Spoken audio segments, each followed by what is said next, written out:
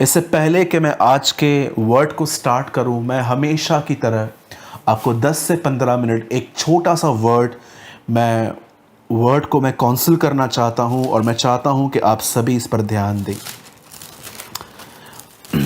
इस समय आपके स्क्रीन पर एक वर्ड है जिसे मैं 10 मिनट एक्सप्लेन करना चाहता हूं, आपको एक छोटी सी वर्ड के ऊपर काउंसलिंग देना चाहता हूं और उसके बाद मैं एडल्ट्री के टॉपिक पे आपसे बात करूंगा। मैं आपके लिए पढ़ रहा हूं और इस समय आपके स्क्रीन पर वर्ड है जॉन चैप्टर 1, यूहन्ना का 1 अध्याय और उसका 17 वचन। इसीलिए कि व्यवस्था तो मूसा के द्वारा दी गई, परंतु अनुग्रह और सच्चाई यीशु मसीह के द्वारा पहुंची। आपने इस वचन को अपने कलीसिया में, पर्सनल बाइबल स्टडी में, यूट्यूब पर या कहाँ पर भी कई बार सुना होगा कि लॉ केम थ्रू मोसेस। व्यवस्था, कानून, 10 आज्ञाएं मूसा के द्वारा आई, शरीयत मूसा के द्वारा आई। पर बाइबल बताती है अनुग्रह, जो फजल है, ग्रेस है, वो खुदावन प्रभु यीशु मसीह के द्वारा हमारे बीच में आई है। आज मैं आपको बताना चाहता हूँ मेरे भाइयों, मेरी बहनों, हम कैसे परमेश्वर के अनुग्रह को, बाइबल बताती है, पॉल ने कहा मैंने तुम्हारे बीच में अनुग्रह के सुसमाचार का प्रचार किया है, द गॉस्पल ऑफ ग्रेस।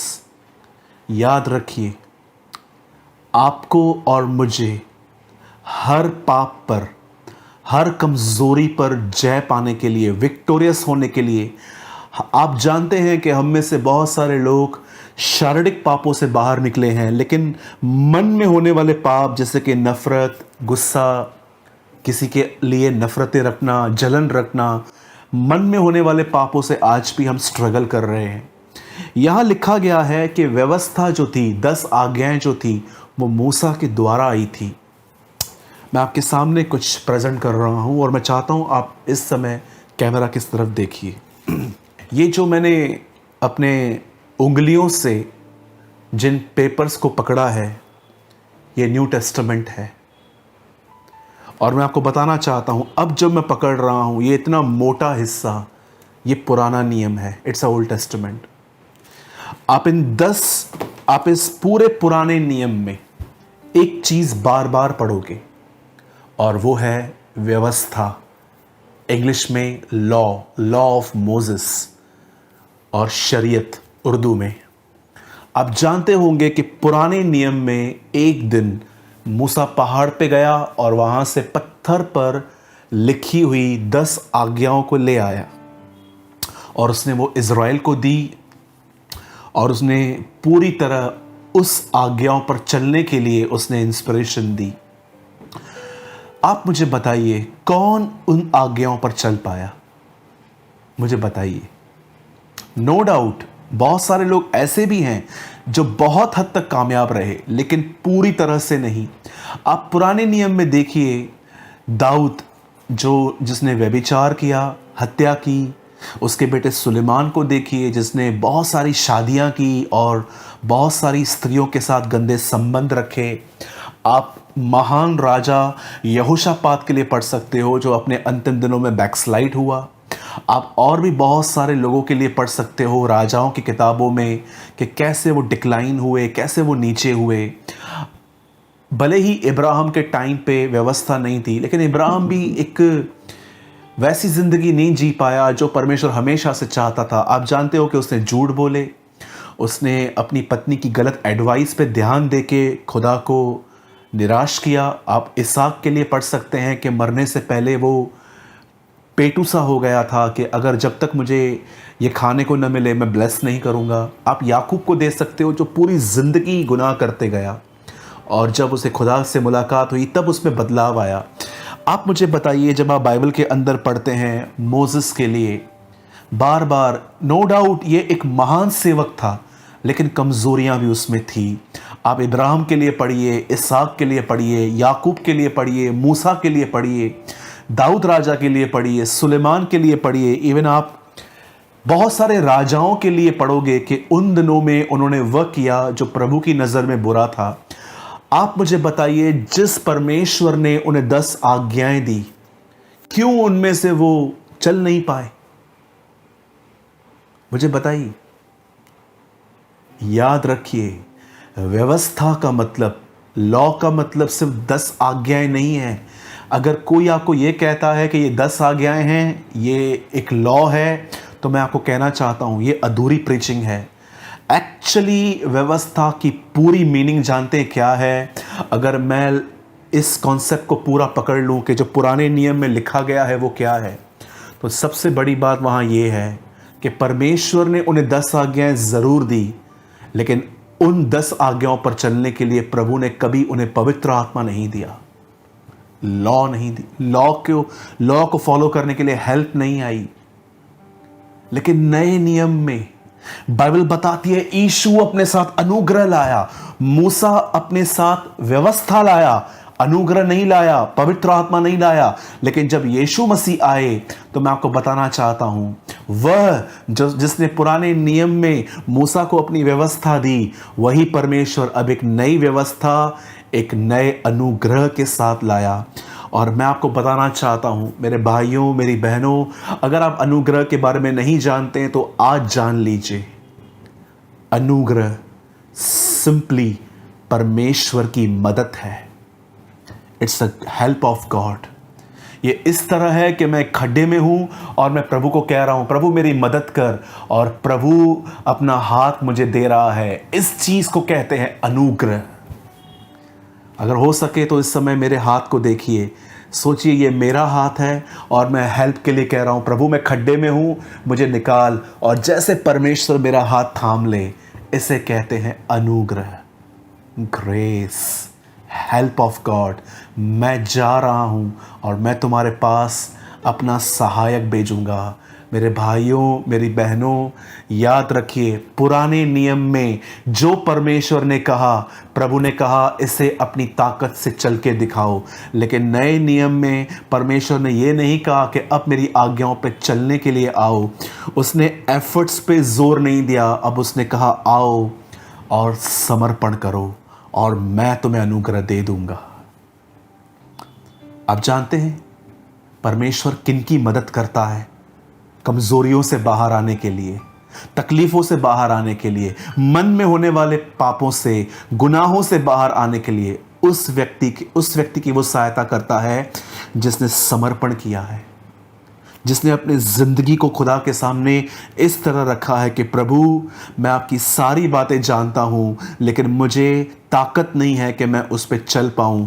मैं आज आपके सामने समर्पण करता हूं, मुझ पर दया कर, मुझ पर रहम कर प्रभु, और मुझे अपनी आज्ञाओं पर चलने की ताकत दे।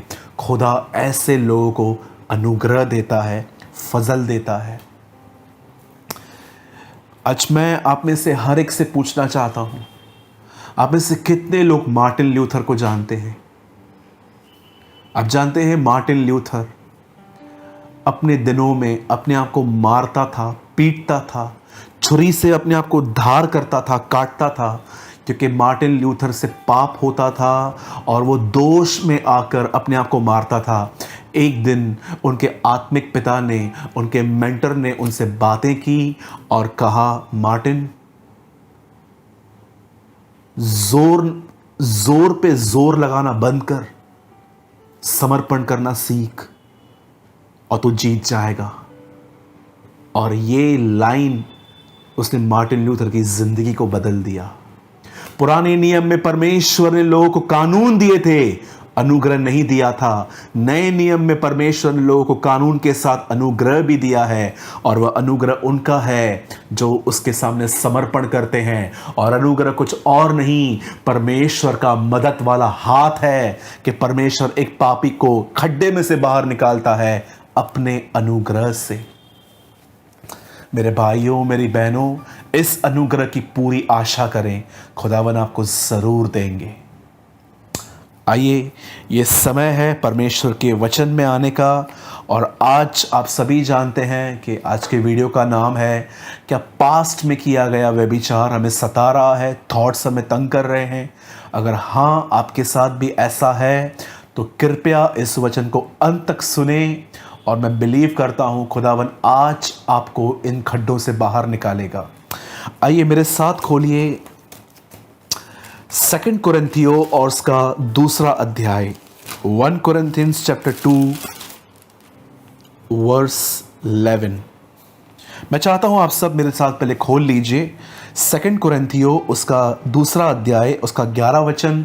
हम पहले दुआ करेंगे और उसके बाद हम इस वर्ड को स्टार्ट करेंगे।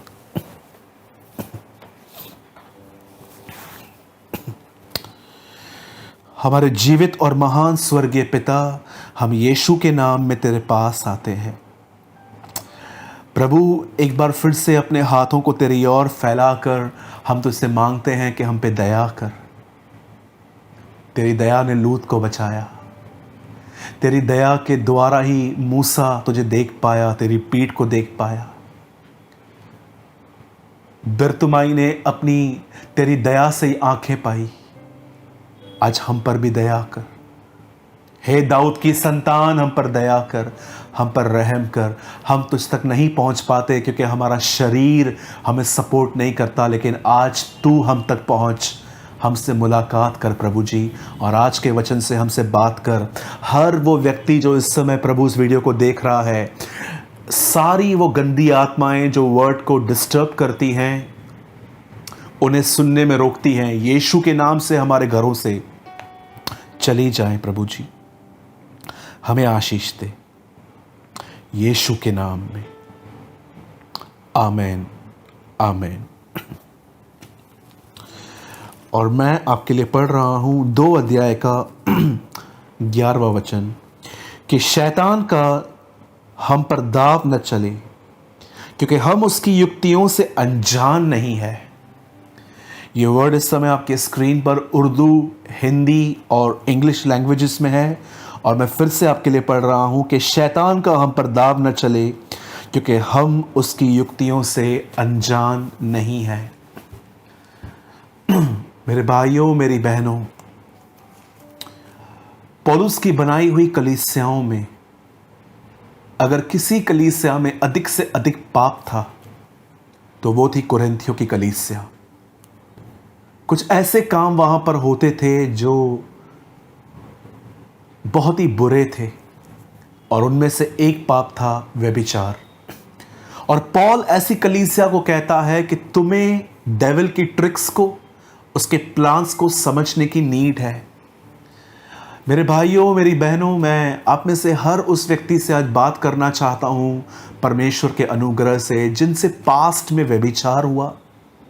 आपने पॉर्न वीडियोस देख लिए, आप किसी गंदे संबंध में थे लेकिन आप इन दिनों में बाहर आ चुके हो, या ऐसा हो सकता है कि आप मैरिड होने के बाद भी कुछ गुनाहों में गिरे हो और आपने वो सारे काम बंद कर दिए हैं, लेकिन आपके मन से वो बातें नहीं निकलती और वही सारी बातें आपको खींच खींच कर वापस पापों में ले जाती है।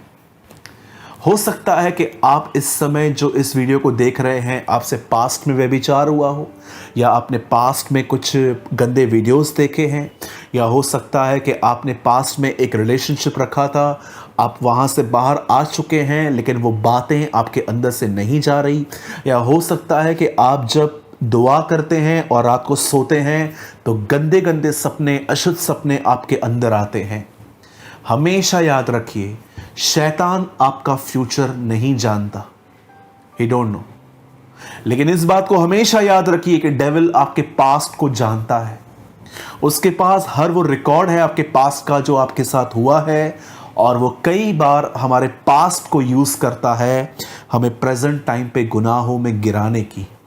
और याद रखिए, व्यभिचार बदन के लिए एक चकमक की तरह काम करता है। आप जानते हैं हमारे बदन को ये पाप बहुत पसंद है, क्योंकि हमारे बदन को ये पाप बड़ा मीठा लगता है। इसलिए जब भी हमें ये ख्याल आते हैं जो हमने किया था या हमने कुछ देखा था, तो आपने देखा होगा कि न चाहते भी आपके अंदर कुछ बातें घुस आती हैं। कई बार जब आप बिछोने पर रात को सोते हैं पलंग पे, आप देखिए आपके अंदर कैसे कैसे ख्याल आने लग जाते हैं। उसके बाद अपना सेलफोन उठाते हो और आप कुछ ऐसा देखते हो जो आपको नहीं देखना चाहिए। आज मैं काउंसलिंग नहीं, परंतु आज मैं इसके ऊपर पूरा प्रचार करना चाहता हूं कि ये क्या है।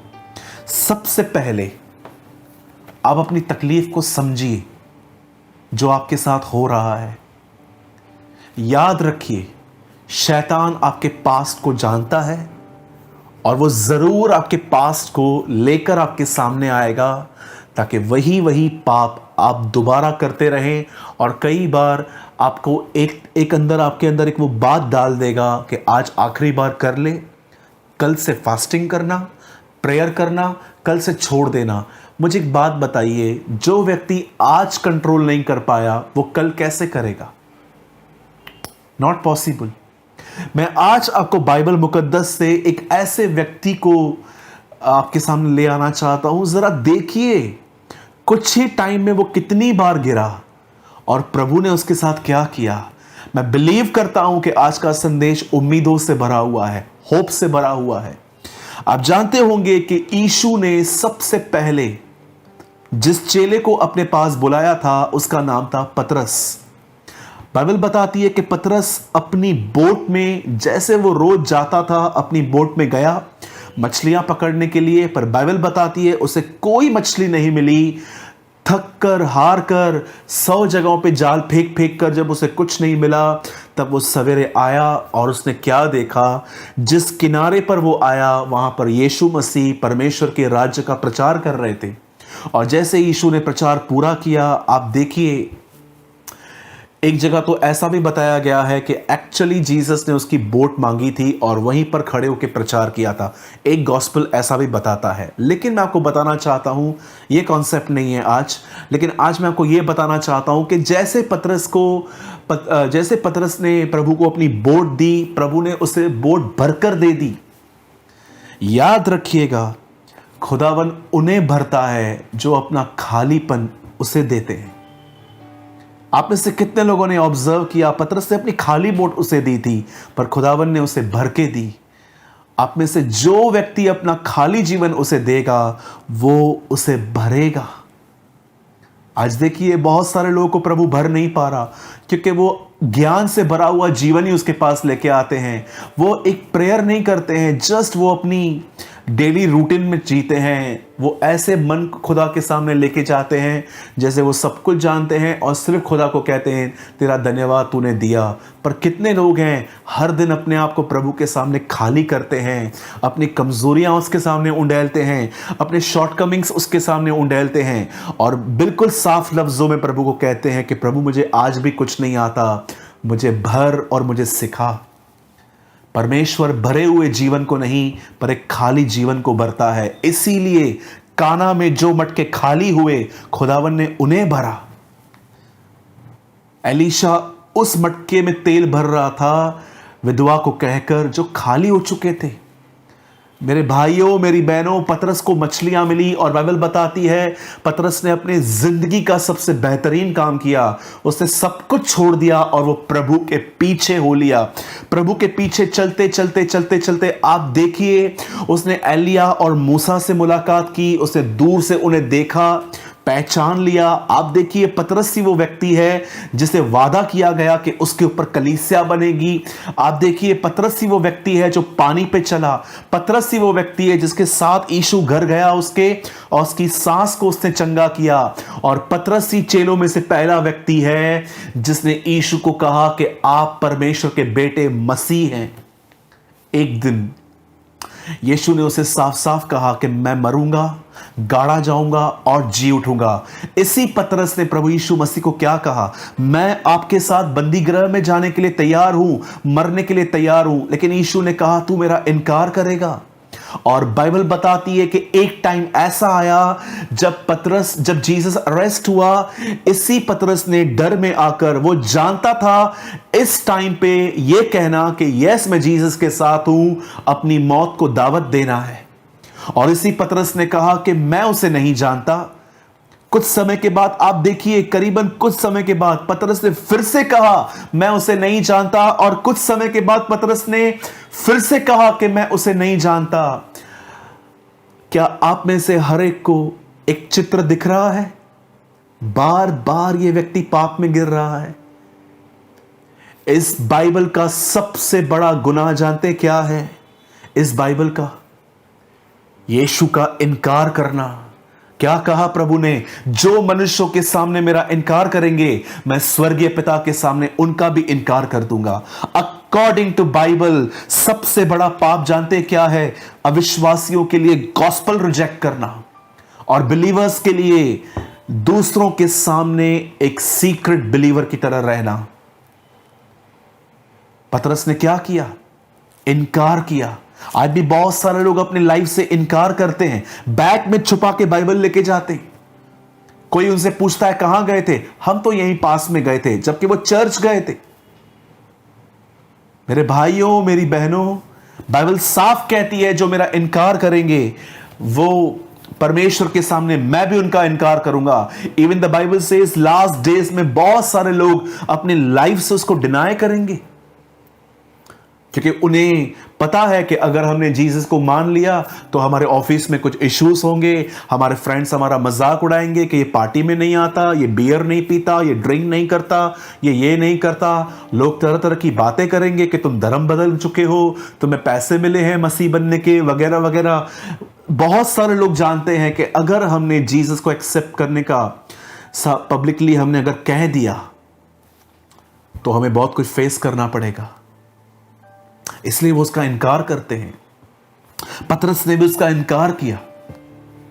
कुछ ही समय में 3 बार वो व्यक्ति सेम गुनाहों में मरा, वो सेम गुनाहों में गिरा और आत्मिक तौर पे मरा। आप जानते हैं एक दिन क्या हुआ? जब पतरस ने उसका इनकार किया तो बाइबल क्या बताती है? कुछ समय के बाद यीशु मसीह क्रूस पे मारे गए। मरने के बाद बाइबल बताती है कि उन्हें एक नई कब्र में रखा गया।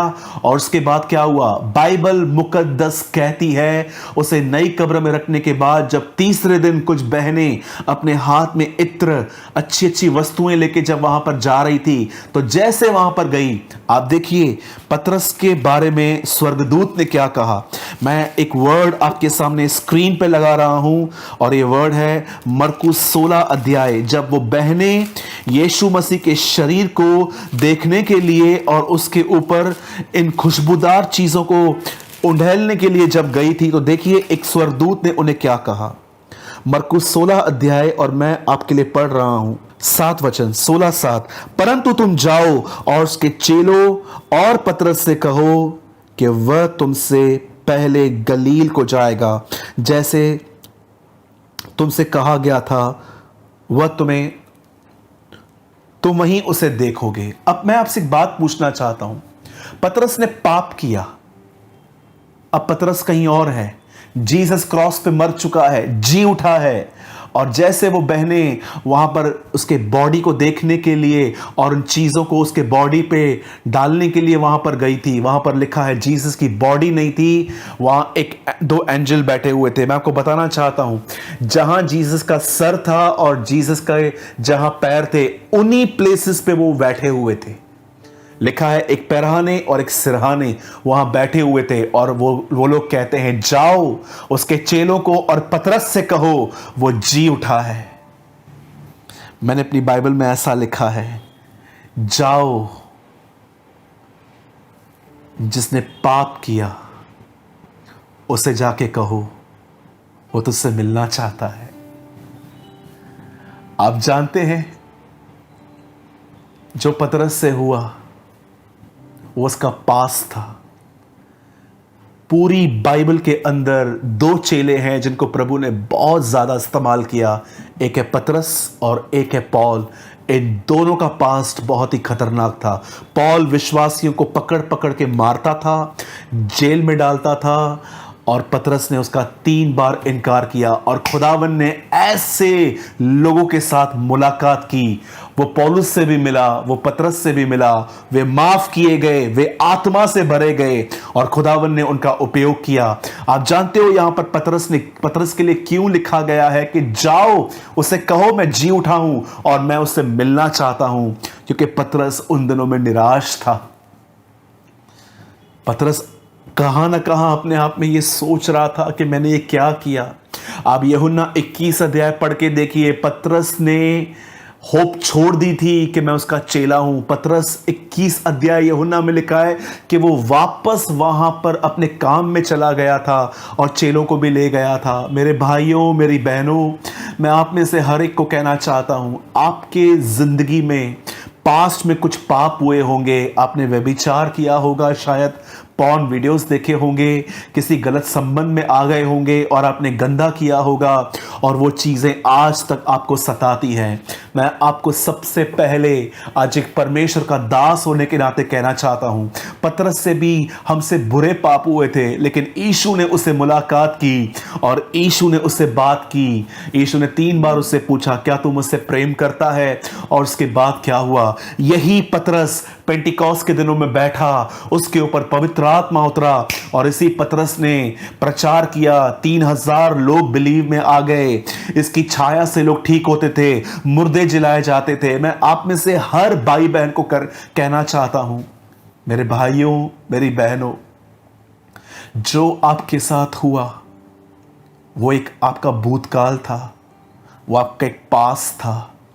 आज वही स्वर्ग का परमेश्वर आप में से हर एक को कहना चाहता है, मेरे बेटे, मेरी बेटी, मैं तुझे माफ करना चाहता हूं, मेरे पास आ, मैं तुझे माफ करूंगा, मैं तुझे साफ करूंगा, मैं तुझे अपनी आत्मा से भरूंगा और मैं तेरा उपयोग करूंगा। मैं आप में से हर जवान भाई बहन को आज के वीडियो के थ्रू कहना चाहता हूं, मेरे भाइयों, मेरी बहनों, अपने आप को कंडेम फील करना बंद करो, अपने ऊपर दोष लगाना बंद करो कि मैं कहां कुछ बढ़ सकता हूं, मैं तो गिर चुका हूं, मेरी दुआएं कहां से सुनी जाएंगी। खुदा आज भी आपसे प्यार करता है, वो आज भी आपसे मोहब्बत रखता है और याद रखिए, उसकी प्लानिंग इतनी कमजोर नहीं है कि आपका एक पाप उसकी प्लानिंग को चेंज करे। क्या कहती है बाइबल याकूब से? जब तक मैं अपना कहा हुआ वचन पूरा न करूं, मैं तुझे नहीं छोड़ूंगा। मैं यीशु के नाम से कहता हूं, जब तक वो अपना काम आपसे पूरा नहीं करता, वो आपको नहीं छोड़ेगा। यीशु पतरस से मिला, सब कुछ बदल गया, सब कुछ चेंज हो गया। मेरे भाइयों, मेरी बहनों, अपने आप को कंडेम फील मत कीजिए।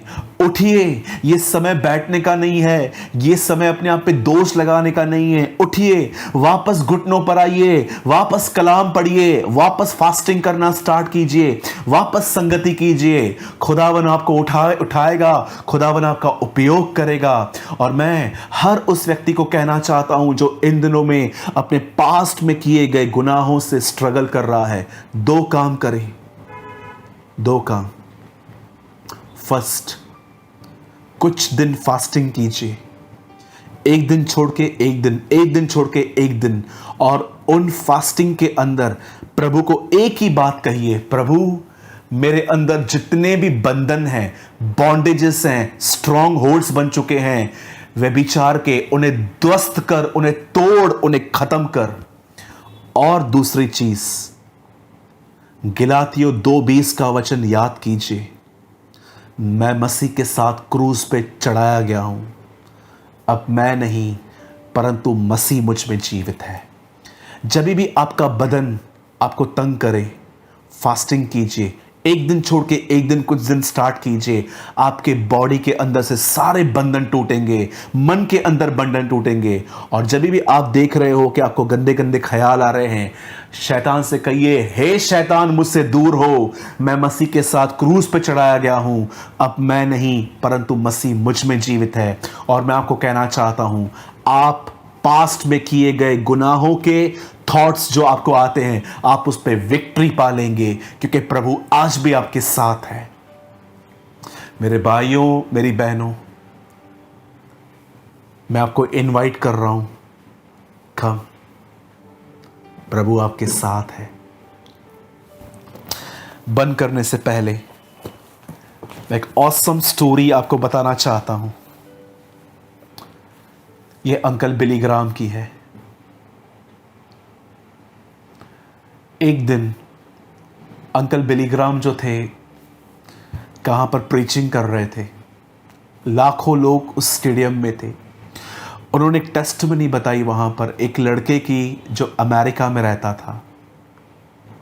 उस लड़के को छोटी सी उम्र में ही ड्रग्स लेने की आदत हो गई। घर से पैसे चुराता था, कई बार दोस्तों से उधार लेता था, कई बार वो गलत बातों में से निकल नहीं पा रहा था और तरह तरह के काम करता था ताकि उसे पैसे मिले और वो ड्रग्स ले सके। एक दिन उस लड़के ने एक दुकान में जाकर गोल्ड की एक चीज़ चुराई, लेकिन वो चुरा नहीं पाया, वो पकड़ा गया और अगले ही पल वो जेल में था और उसे 2 साल की सज़ा मिली। अंकल बिली ग्राम इस तरह बता रहे थे कि जब उसकी सज़ा के पूरे होने में मात्र 6 महीने पड़े हुए थे, तब उसने उन पेरेंट्स को जो उससे बड़ा परेशान थे, क्योंकि इस लड़के ने बहुतों से पैसे लिए थे और वो लोग इसके माँ बाप को परेशान कर रहे थे, और उसने अपने माँ बाप को एक लेटर लिखा। उस लेटर में उसने ऐसा लिखा कि मैं जेल में हूँ और यहाँ पर जेल में मुझे जीसस के बारे में पता चला है। अब मैं वापस कभी ड्रग्स नहीं लूँगा। क्या मैं घर आ सकता हूँ? इस लेटर का उसने आंसर आने का उसने वेट किया, पर उसे कोई आंसर नहीं आया। 3 महीने के पहले, जब उसकी सज़ा के ख़त्म होने में 3 महीने मात्र थे, तब उसने एक और लेटर अपने घर में लिखा और सेम चीज़ें दोहराई कि क्या मैं घर आ सकता हूँ। इस लेटर का भी कोई रिप्लाई नहीं आया, और जब मात्र 15 दिन बचे हुए थे, उसने अपने एक और लेटर में सेम बातें लिखी, लेकिन उसने एक चीज़ उसमें ऐड की। बोला, मैं घर आना चाहता हूँ। अगर घर के बाहर एक येलो फ्लैग, पीला झंडा लगा हुआ होगा, तो मैं समझ जाऊंगा कि आप मेरा वेलकम कर रहे हो, अन्यथा अदरवाइज मैं वहाँ से चला जाऊंगा और अपनी पुरानी ज़िंदगी में लौट जाऊंगा। जिस दिन वो अपनी ज़िंदगी से रिहा होकर उस जेल में से वो बाहर आया, और जब वो घर की तरफ जा ही रहा था, उसके दिमाग में एक ही बात थी, क्या एक पीला झंडा मेरे लिए लगा होगा। और आप जानते हैं, जब वो अपने घर के करीब पहुंचा तो उसने क्या देखा? उसके घर से 1 किलोमीटर तक पूरे के पूरे येलो फ्लैग्स लगे हुए थे। उसके माँ बाप ने उसका वेलकम किया था। ये प्रीच करने के बाद बिली ग्राम ने लास्ट में कहा, आप में से कितने लोग हैं जो इन दिनों में अपने घर से बाहर हैं, खुदावन की हुजूरी से बाहर हैं? आपको ऐसा लगता है कि खुदा मुझे एक्सेप्ट करेगा कि नहीं करेगा? बिली ग्राम अंकल ने उसके बाद कहा, आज सबों के लिए स्वर्ग में पीले झंडे लगे हैं, कम टू जीसस क्राइस्ट। मैं आपको वही संदेश देना चाहता हूं जो अंकल बिली ग्राम ने दिया। आज खुदा एक बार फिर से आपको वेलकम कर रहा है। Come my son, come my daughter. वो आपसे प्यार करता है, उसने आपके लिए अपनी जिंदगी दी है। मेरे भाइयों, मेरी बहनों, अपने अंदर दोष मत लगाइए। वो एक पास था जो आपका निकल गया। अब प्रभु से कहिए, खुदा तेरे इस मोहब्बत के कारण मैं तेरे साथ और चलूंगा, तेरे और करीब आऊंगा, तुझे और विश्वास होके दिखाऊंगा। परमेश्वर आपसे प्रेम करता है। Let's pray.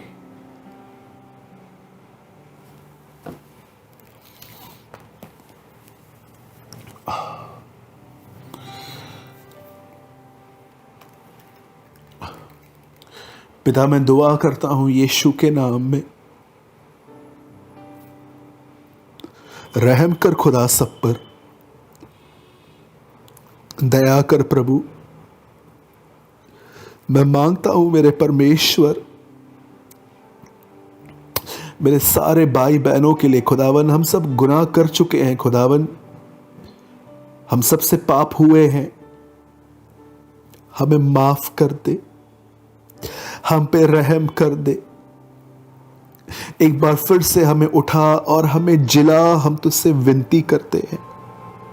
हम जानते हैं अब तेरी दया हमारे गुनाह से बहुत बड़ी है। हमारा कोई पाप तेरे प्लान को फेल नहीं कर सकता। हम अपने हाथों को फैला के तुझसे कहते हैं, हमें माफ कर और फिर से उठने में हमारी मदद कर। जैसे तू पतरस से मिला, वैसे तू आज हमसे भी अपने वचन के द्वारा मिला है। मुझ पर रहम कर प्रभु, मेरे भाई बहनों पर भी रहम कर।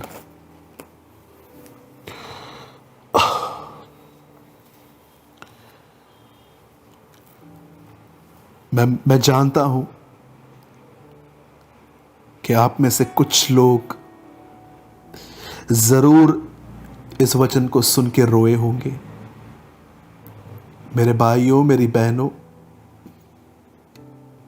आज उदासी का दिन नहीं है, आज खुशी का दिन है।